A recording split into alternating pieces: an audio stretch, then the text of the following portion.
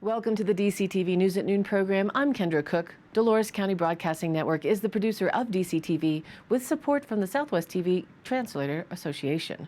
If you have a news topic or event that you would like us to cover, give us a call. The studio number is 970-677-4119. Today's show runs Wednesday at noon and is uploaded to our YouTube channel and our DCTV News at Noon Facebook page to watch on demand. Today is September 4th, 2019, and now the news at noon.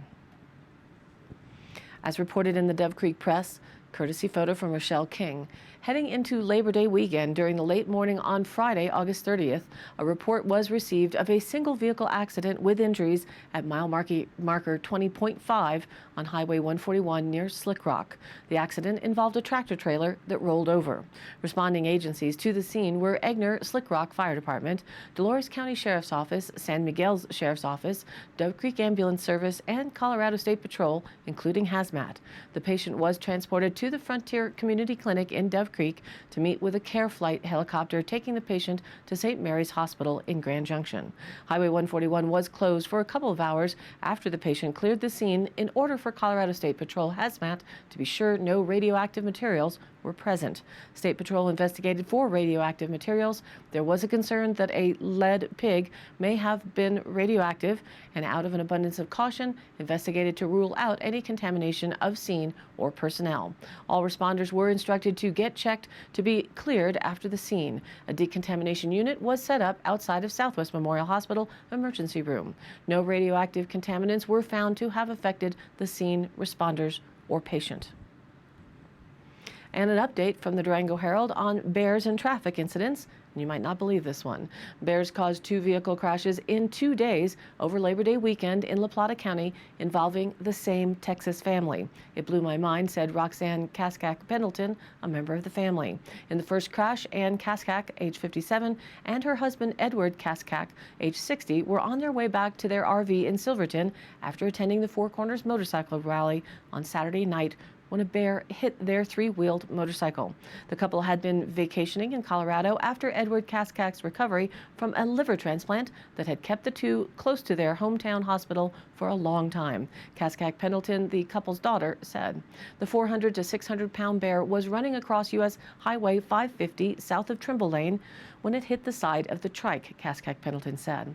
His head hit the gas tank and dented it, she said, and Kaskak was thrown from the trike, suffering a head injury and a serious leg injury in the crash. Edward Kaskak kept his seat on the trike even though his leg was broken. Somehow, the bear engaged the throttle on impact, so Edward shot forward about another 500 feet before he could stop.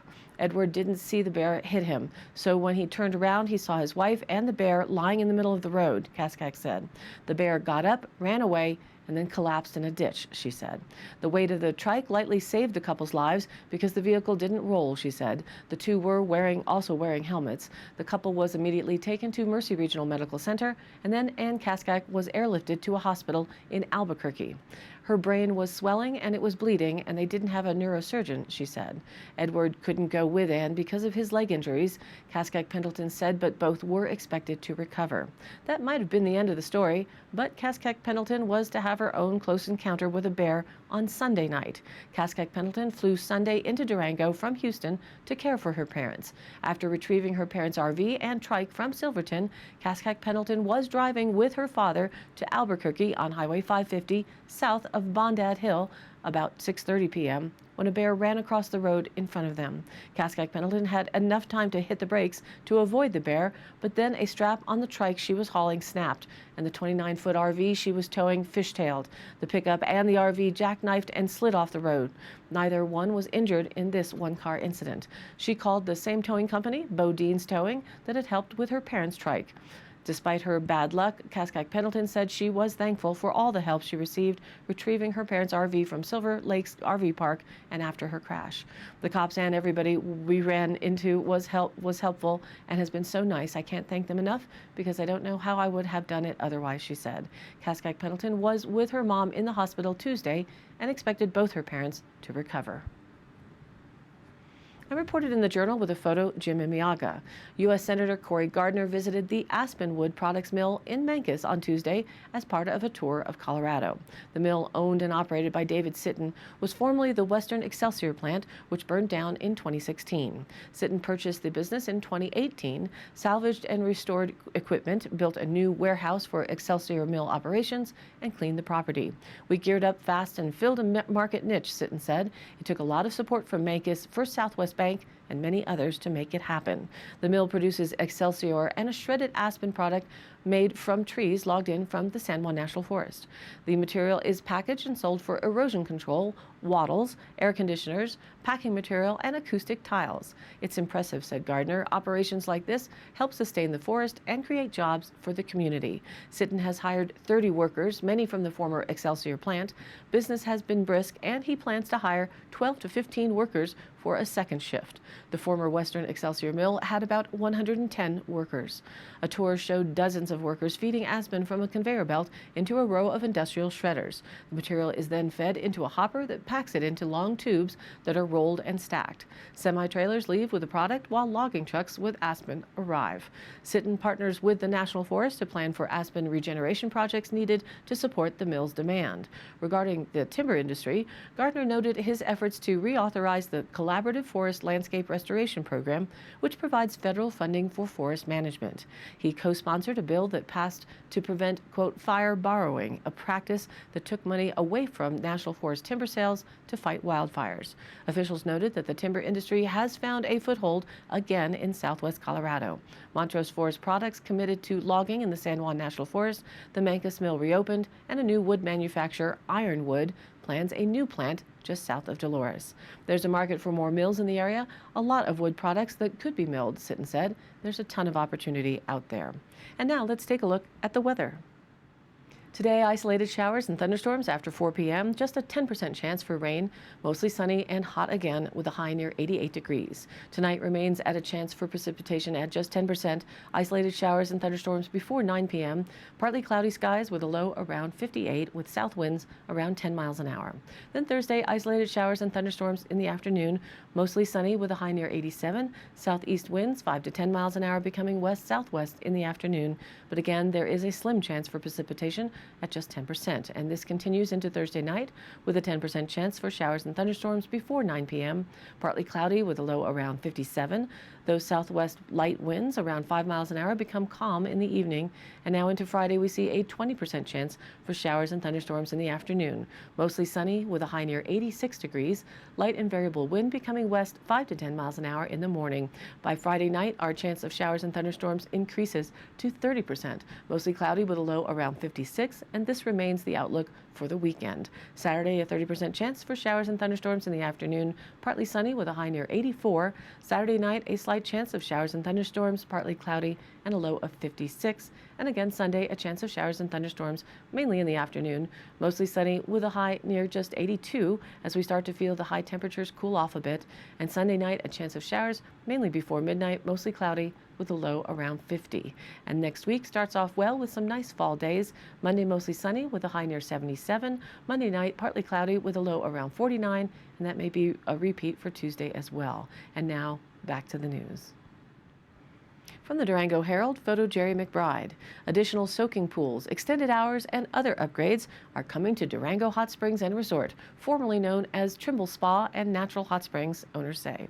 Construction started this week at the facility a few miles north of Durango off County Road 203. The first step, said co-owner Brian Yearout, is to repair the Olympic-sized pool's structural problem. Yearout and co-owner Dan Carter, who have owned homes in the Durango area for decades, bought the resort last month and quickly announced planned improvements. The resort had been for sale for years. Yearout said they hope to provide a higher-end experience, in part by increasing the number of soaking pools, currently at 2, expanding spa services and improving facilities such as the bathrooms and locker rooms. "We want to create a more resort feel," he said. The owners hope to submit a master design plan to La Plata County this year and start full-scale construction next summer. "We think it's a resource to this community that's valuable and underutilized, Year Out said. This facility was on its last leg and needed to be upgraded. But just as important, Year Out said, is keeping the resort affordable for locals. Rates will not rise during construction, he said, and the soaking pools, spa, and sauna will remain open. The resort is open from 11 a.m. to 9:45 p.m. 7 days a week, except Tuesdays when it closes early at 7:45 p.m.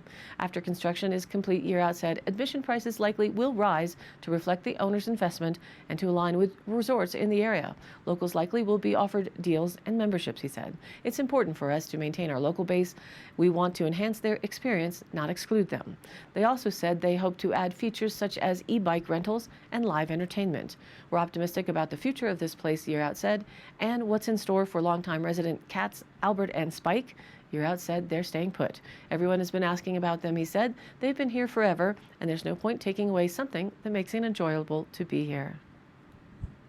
Reported by the Durango Herald with photos courtesy Alan Clampett and Franz Carver.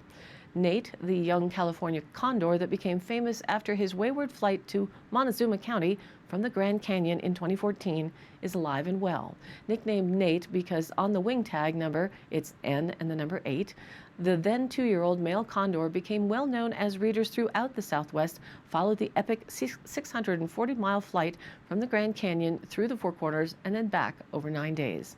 Midway through his flight, he landed in a field on Summit Ridge south of Dolores and was photographed by local birder Franz Carver, who was taking a day off from his seasonal ranger job at Mesa Verde National Park. After a foray into New Mexico, Nate returned home to the Grand Canyon and Vermilion Cliffs area of northern Arizona. Listed as missing and feared dead, biologists were relieved to hear about the sighting, reported first by the Journal. Because of his long-distance travels and media attention, Nate has become, quote, fairly famous, said Tim Hawk, California Condor Program Manager for the Peregrine Fund. Now, Nate is a healthy 6-year-old adult. He has stayed closer to home, Hawk said. Nate is socializing and hanging out with fellow condors as they fly between the Grand Canyon, the Vermilion Cliffs, and the northern edge of Zion National Park in Utah. This time of year, most of the 92 condors in the Grand Canyon population fly north to monitor wildlife and domestic herds in southern Utah, gorging on the animals when they die.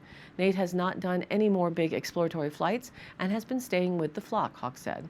As soon as he returned from his trip to the Four Corners, we put a new GPS device on him.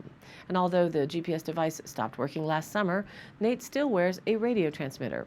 The biggest threat to the birds is from lead poisoning from eating carcasses shot with lead bullets. A volunteer program encouraging hunters to use copper bullets instead of lead ones has been 85% successful, said Chris Parrish, Condor Field Project Supervisor with the Peregrine Fund. If lead bullets were used, more hunters have gotten the message to bury or remove the slain animal's gut pile to protect the condor and other scavenging birds and animals. He said the volunteer non-lead bullet program for hunters has expanded into northern Arizona and southern Utah, and discussions are ongoing with Colorado Parks and Wildlife. Quote, we're spreading the word. The more people learn about it, the more they understand the unique needs of scavengers, Parrish said. Since the volunteer non-lead bullet program began, incidents of lead poisoning have leveled off or dropped. Nate was most recently tested about a year ago, and results showed he did not have elevated lead levels, Hawk said.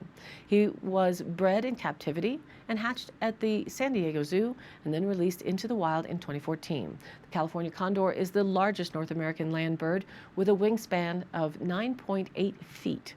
They went extinct in the wild in 1987 and were reintroduced into northern Arizona and southern Utah after being bred in captivity. They are the rarest bird species, and their population has been slowly growing to about 500 today, more than half of them flying free in Arizona, Utah, California, and Baja, Mexico. For more information about California condors in Arizona, you can go online to their site at peregrinefund.org/condor. And today's High Canyon Country happenings. For the music scene, September 5th at Fenceline Cider in Mancos, music starts at 7 p.m. It's Austin Sterling, who is a singer and songwriter with various sounds up his sleeve. Formerly known from touring over the last several years as the Hang Dog Hearts, he took all his traveling experience into the studio, consolidated it with some Southern fried focus, and created his debut solo album, Salve, a driven accumulation of fire and brimstone, floated with whiskey and gasoline. You will hear an eclectic blend of all the styles, where he has written, played, and recorded each individual part as he works with a slew of brilliant musicians to bring to life the music he has pumping through his veins. To listen to his music, you can go online to austinsterling.com or head out to Memphis this Thursday. And September 7th, Four Finger Ring is live at Blondie's in Cortez with special guest Crackbone. There's no cover charge, but you must be 21 and over to enter. And September 6th kicks off the 23rd annual Radiothon, presented by Four Corners Broadcasting and United Way of Southwest Colorado. Be sure to tune in to KRSJ Durango, your brand of country, 100.5 FM, KIQX Radio 101 Durango, 101.3 FM, and KIUP KRSG Sports all day on Friday, September 6th, to bid on and win fabulous prizes. Four Corner Broadcasting will be hosting a live auction on air that starts at 8 a.m. and runs to 6 p.m. on September 6th, and you get to call in and bid on over 80 items or services. All proceeds benefit the nonprofit partners in La Plata, San Juan, Dolores, Montezuma, and Archuleta County United Way programs. Get your bid number today. You must have a bid number in order to call in and bid on the item. To do that, you go online to uwradiothon.org/register. And for all the details, go online to uwradiothon.org. And I post up all of these High Country Canyon Country happenings on our Facebook page, which is DCTV News at Noon, so you can look up phone numbers and dates. We also upload the daily news to our YouTube channel, which you can search for with the same name, DCTV News at Noon, and the broadcast is also posted to the general Facebook page, where we add links to stories of interest, share other events or news, and where you can join in on the conversation too. This is your local community TV station, so if you have something you'd like to share, contact us by email, dcbnnews@gmail.com, or call the station at 970-677-4119, and we'll be happy to help. And thank you for tuning in. News at Noon now airs at noon Monday through Friday, and then is available on demand online on our YouTube channel, and is posted on our DCTV News at Noon Facebook page. We ask that you please like it there and share it with your friends and family. This has been a production of DCTV for the News at Noon program out of Dove Creek, Colorado, USA. I'm Kendra Cook. Thank you for watching.